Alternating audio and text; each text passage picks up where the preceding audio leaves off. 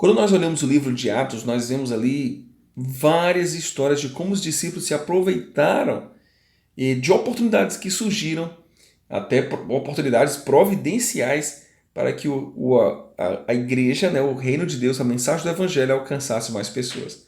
E o tema da lição de hoje é percebendo oportunidades providenciais. Em todo o livro nós vemos relatos impressionantes da igreja primitiva e de como ela cresceu apesar dos desafios enfrentados interna e externamente.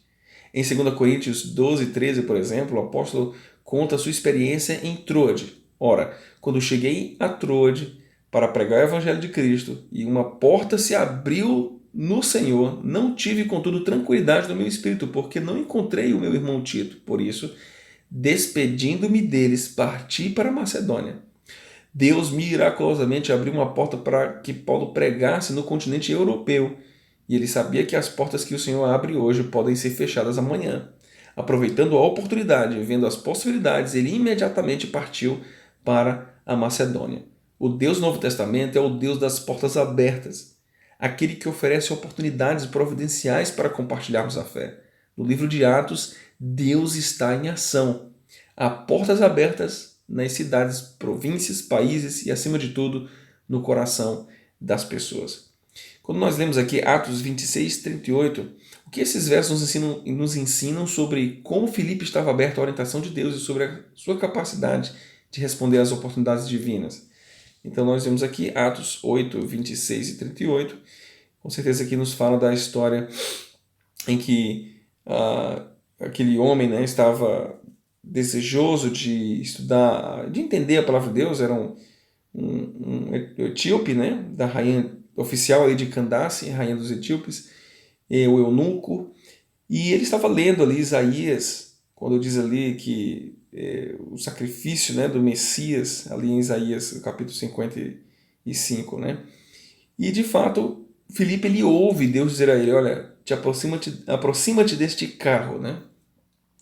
E então, ao aproximar-se do carro, acompanhando, ele ouviu, né, está aqui o texto, que ele estava lendo o profeta Isaías. Perguntou: compreendes o que você está lendo? Ele respondeu: como vou compreender se alguém não me explicar?